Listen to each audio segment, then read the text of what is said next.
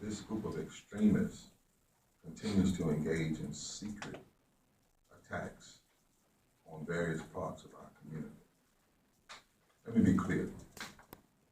This bill is classic underdevelopment. Once again, extremists led by Berger and Moore have used a false label to cover up the truth. This bill is not about making college more affordable. That's a false label. It is instead an attack on HBCUs and an attack on Pembroke and even Western Carolina.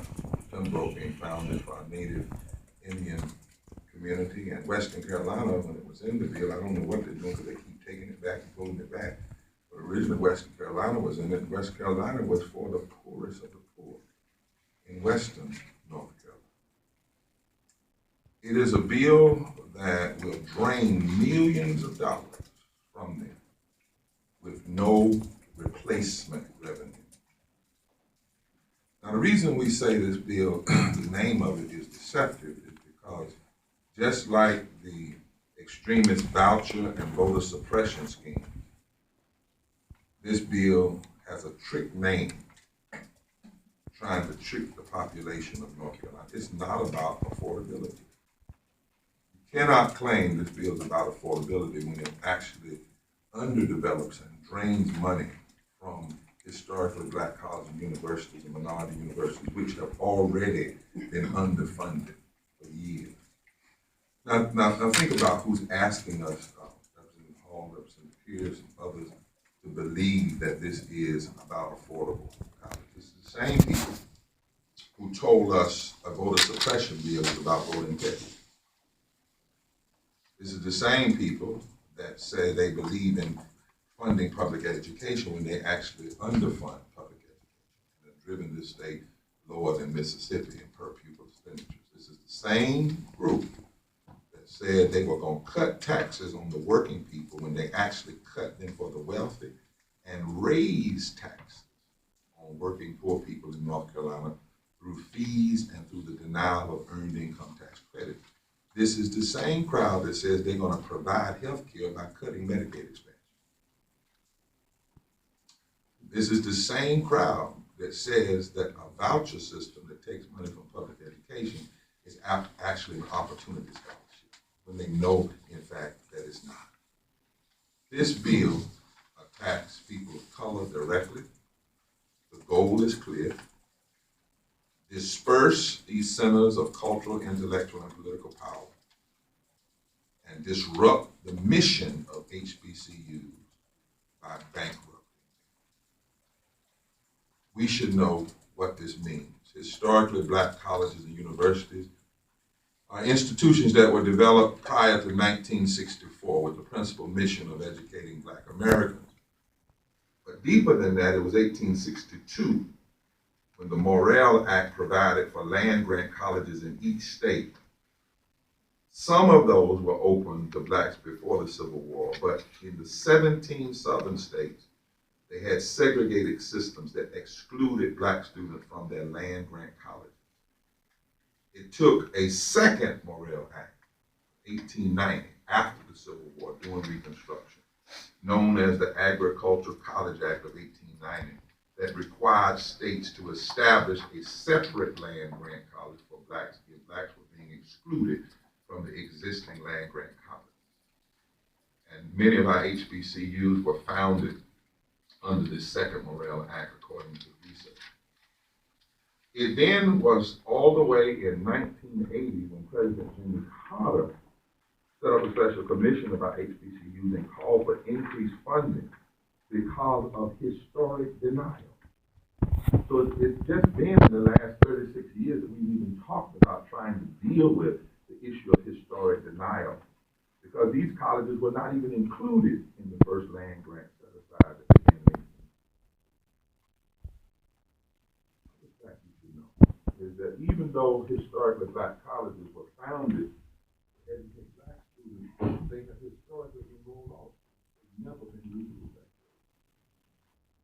they ever been intentionally segregated. In fact, as of 2013, non-black students made up 20% of historically black college universities enrolled. Historically black college universities disproportionately enroll low-income, first-generation college students. Precisely the students that the country needs the most to obtain college degrees. 75% of students at HBCUs receive Pell Grants. 13% rely on PLUS loans to meet their college expenses. HBCUs have 1/8 of the average size of endowments than historically white colleges and universities. So if you drain their money, you bankrupt them. And what do? You bankrupt them. You turn them into training centers. Take away that legacy. HBCUs have historically provided affordable education to millions of students of color. And these are some numbers you should know.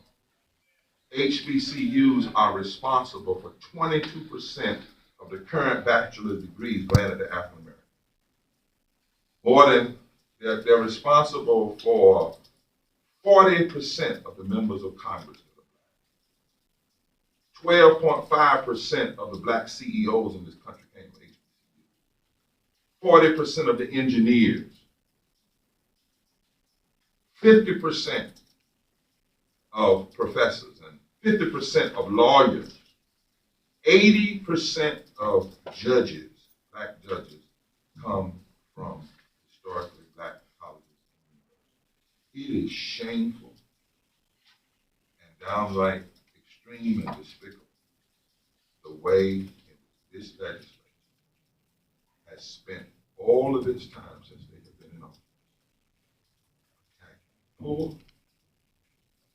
attacking the sick, attacking immigrants, attacking women, attacking the LGBT community, attacking voting rights, attacking Muslims, and attacking public education and teachers and workers, and now attacking one of North Carolina's proudest traditions, and that is our HBCU universities, our colleges like Western Carolina that provided for the poorest in the mountains, and our Pembroke University, which was designed particularly for originally for Native Americans. Somebody said last week, we have entered into dark times. Wasn't me. David Kirk,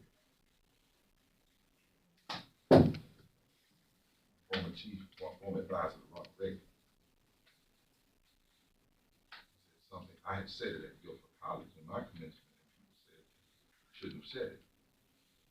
Then at Elon College, David Kurgan went away from his notes and said,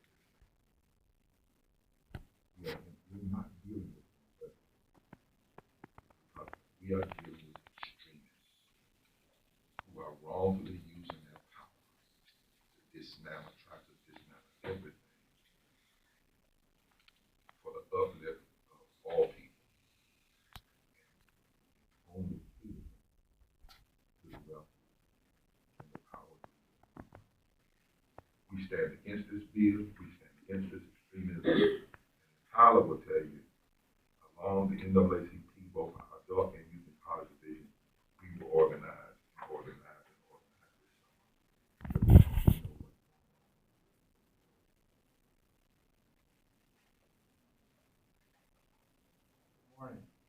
Good morning. I want to thank you for hosting this stage for us. Here to speak truth to power. As Reverend Margaret said, my name is Tyler Swanson. I'm the field secretary for North Carolina Youth and College Division. We know that this General Assembly has sponsored all types of bills that are anti-people, anti-democracy, and once again now it's anti-public education. We know that the main sponsor of this bill is the same senator who pushed for the worst voter suppression bill in our nation. We know that the 20 co-sponsors of this bill who signed on to this bill none of these institutions that are being affected do not sit in their district. That's something that we need to pay attention to, because these folks are going around saying that they want to make college more affordable, and the media picked up on it that tuition for $500 is a joke. It's a way, as Dr. Barber said, to bankrupt our institutions. We were told that they were going to invest $70 million into the budget for these institutions for this current year, but we want to raise a question to those lawmakers who are pushing this bill. Is what happens to the other years when you guys make the budget and there's no room for this $70 million? What's going to happen to our institutions? We know that North Carolina has the most historically black colleges and universities in this nation. We know that North Carolina has also saw some of our HBCUs, Nova Scotia to be exact, to shut their doors. We cannot afford to allow this bill to shut our institutions down. Instead, we need to have these lawmakers really understand the history.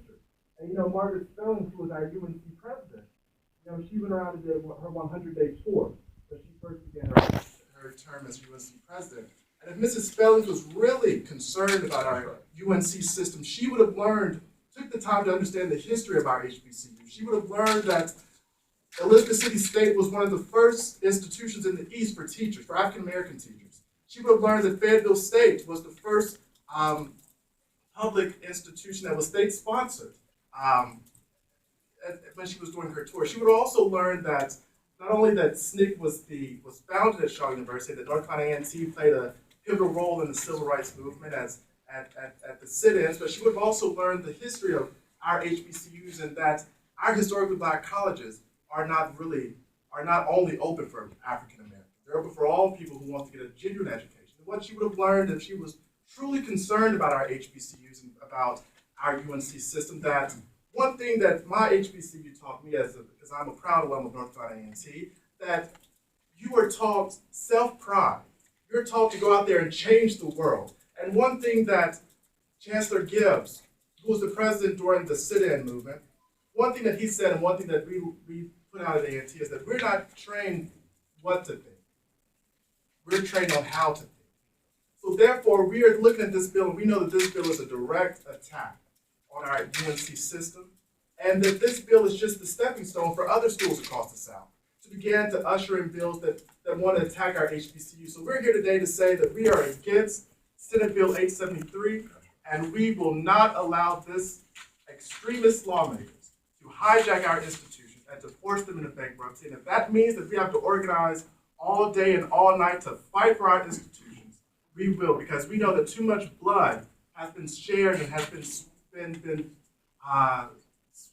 slaughtered for our institutions. We know that our HBCUs was a place for African Americans to understand their culture and to learn about their self-pride and our history. And we cannot allow these extremists to demolish our ancestors' history.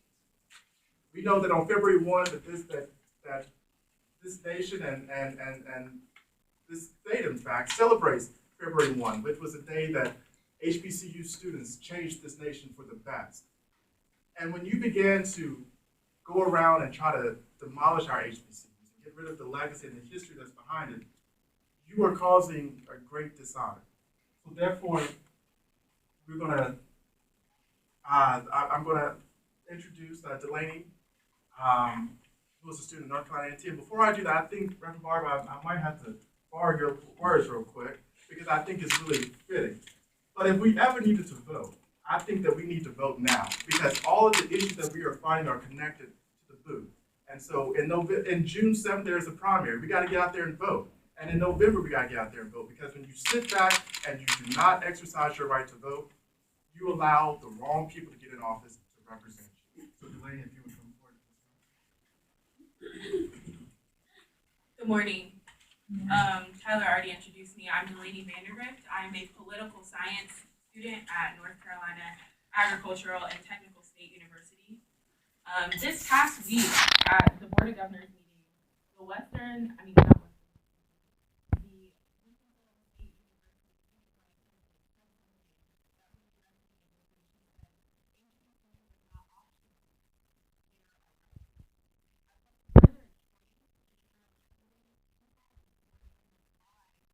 the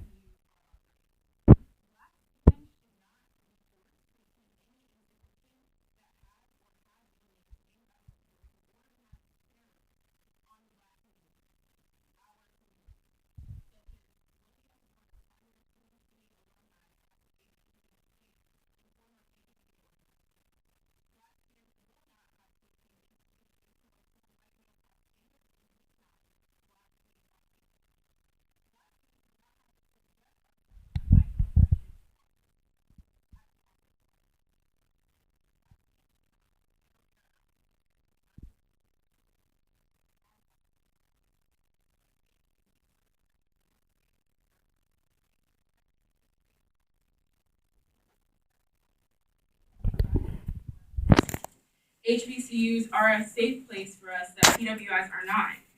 We deserve Black universities centered around us and our history after years of a watered-down version of our people's greatness, resilience, strength, and intelligence.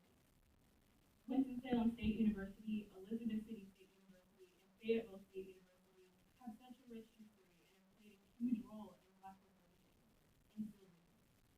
Considering that the General Assembly and Board of Governors are not representative of HBCUs, I understand that you all may not see the value in our institutions, but we do. Students, alumni, the entire country knows that HBCUs hold value. And we are going to organize so that SB873 will be stopped. Thank you.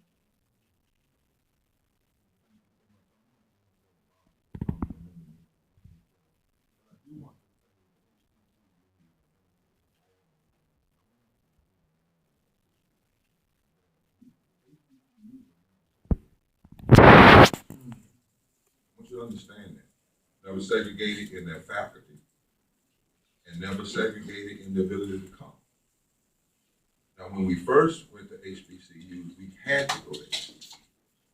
I have children who are products of both HBCUs as well as the University of North Carolina. They had that choice. My children went to the HBCUs because of the curriculum there. I graduated from North Carolina Central and Duke University because the mind can function anywhere. But what this is a deliberate attack to undermine the very place where a lot of students get their start. You said a minute ago, Fayetteville State. You know Fayetteville State was started by a Republican. One of the founders of the Republican Party in the state who was Black. J.W. Hood. Came from high school, he founded. And before 1870, people said it was the most productive high school in the state, not the most productive Black high school. And he ended up being the founder of Livingstone University, Livingstone College. This crowd doesn't even know their history. They don't know the benefit of these institutions. I think we had a governor graduate from an HBCU. Yeah. They don't even know the history. And most of the early legislators who were lawyers in this building, if it had not been for North Carolina Central Law School, they would not have had their law degree. Thank God for those that have been able to go. We're talking about, and this is a country where we always want to talk about history, founding fathers, the restoring, holding on to those things that have benefited us in the past and present. But now, when it comes to HBCUs, a different thing. Bob, I wanted him to come, my good friend and church brother, to say a word, because this is not just a Black issue. Yeah, I'd like to take this from a slightly different perspective. My name is Bob Kennel. 25 years ago, we formed an organization called the Council of UNC Alumni Association Presidents. All 16 public universities at the time came together. We created this basketball, it's known as the university basketball, and the colors of all 16 universities are on this one ball. In 1993, we presented this ball to Governor Hunt to get the bond issue passed, in $1.6 billion bond issue, threw the ball to him and said, the ball's in your court, Mr. Governor. And then we shot 30,000 free throws out of the state fair to get it through.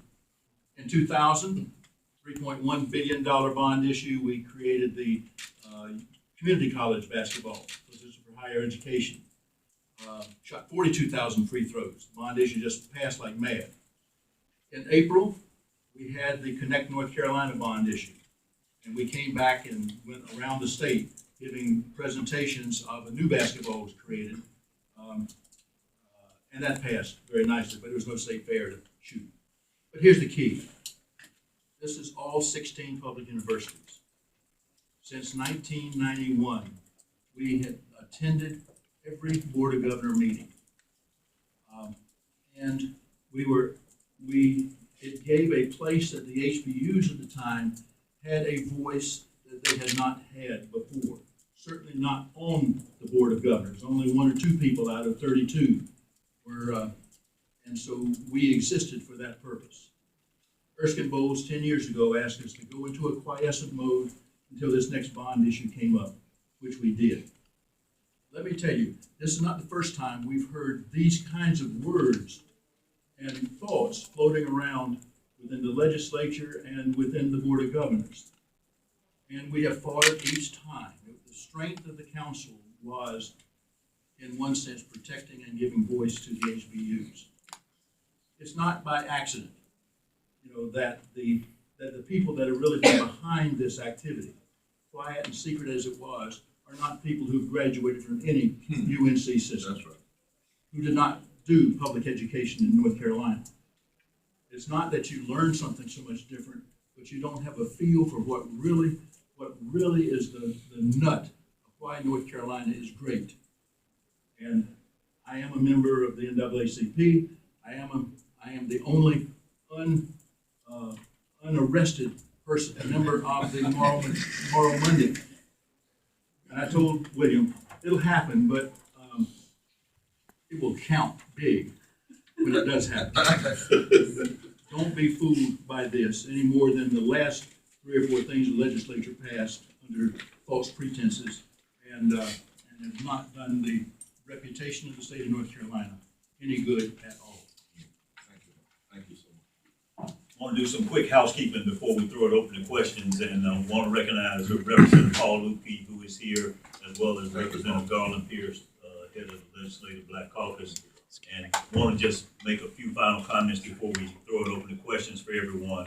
Please understand we have 10 HBCUs in North Carolina.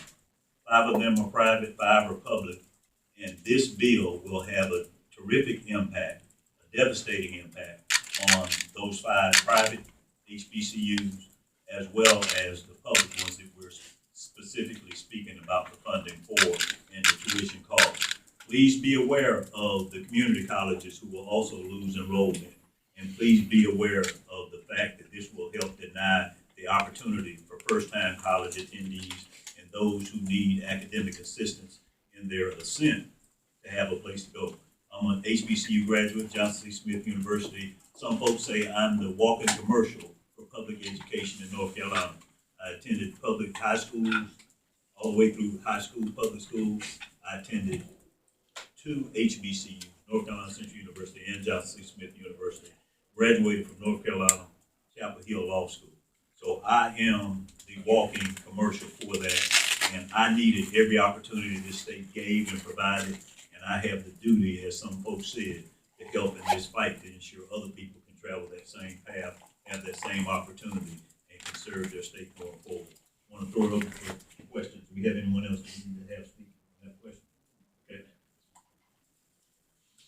Just like to be here with this, like me different terminology, but we understand I'm a graduate of Fayetteville State University Shaw Divinity School, so I full well understand the impact of what we're dealing with today. Leader Hall made an important point. If this goes through we need to have a comprehensive program for HBCUs. This is what we need to sit at the table and really figure out what we're going to do.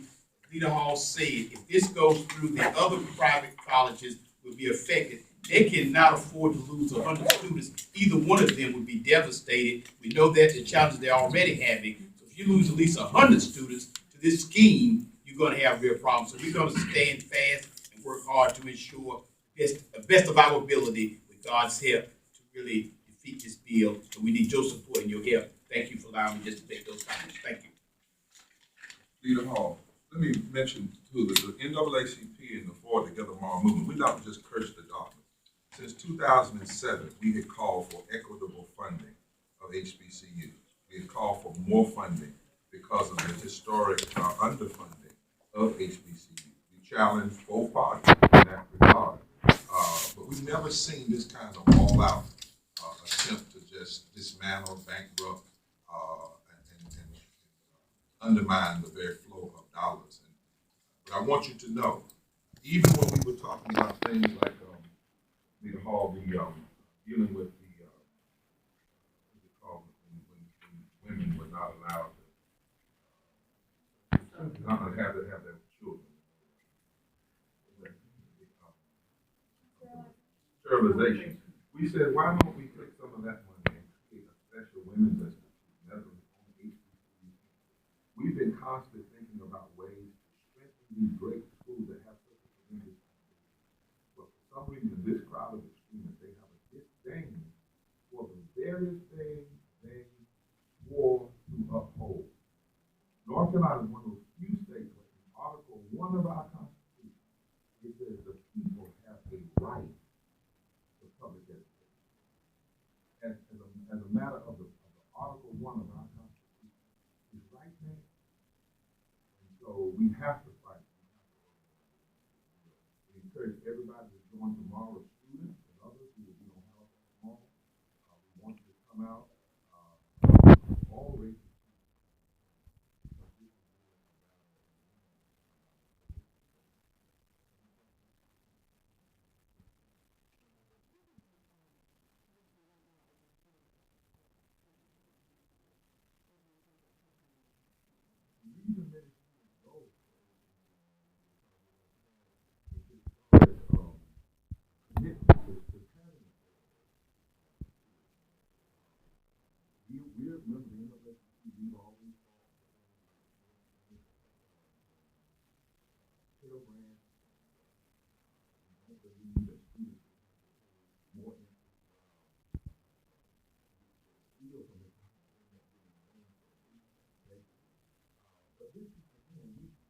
It is more affordable.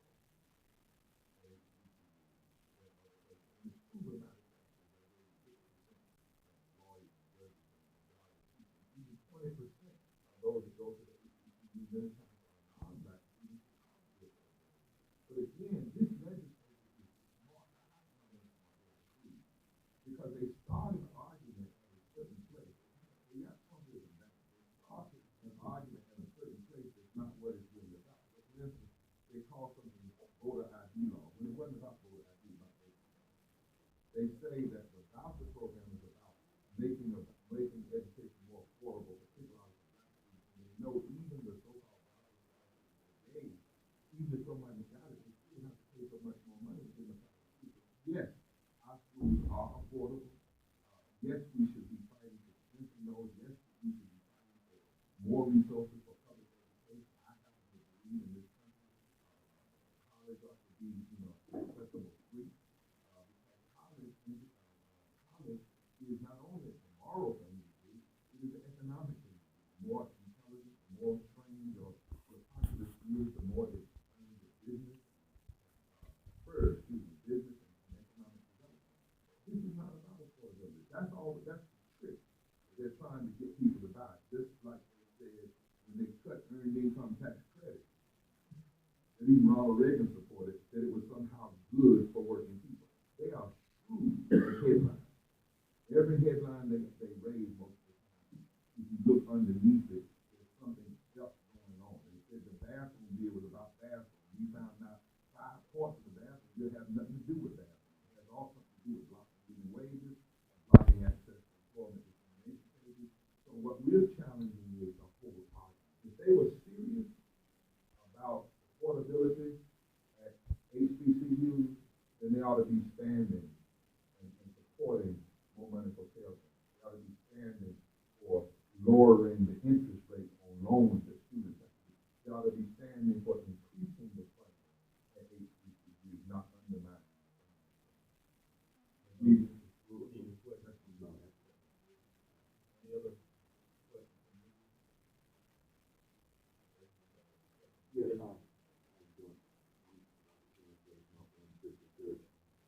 What do I say on Sunday morning for my congregation?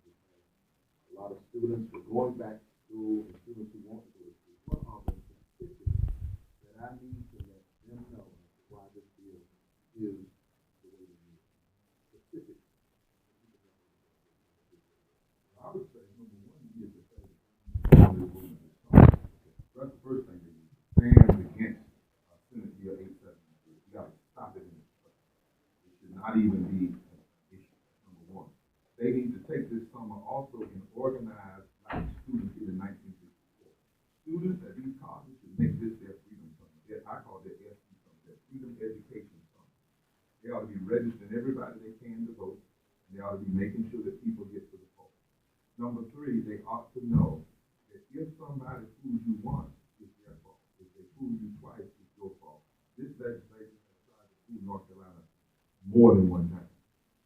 That you have to be suspicious and render suspect anytime they say they're going to do something good, because they've proven that the headline is one thing, but the hurt within the pages is another thing. The headlines talk about reducing, but this is not the way you reduce and make colleges more affordable, because they're against everything else that would make college more affordable.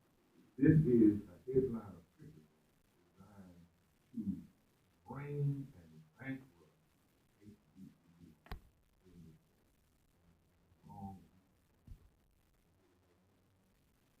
Well, I know we're about to close out, but I think it's important for folks to stay involved. Contact your representative. If you're a graduate or somehow a member of your family is a graduate, you owe the success of your community, et cetera, to the success of HBCUs and the university system overall in North Carolina. You need to be in touch. Say, House Senate Bill 873 should not pass without full involvement of all the stakeholders, and we should have a comprehensive plan, not a secret plan. Any other questions? All right, well, thank you all. Thank you. And we'll see you tomorrow at 1 o'clock. The rally is 1:30 on the mall.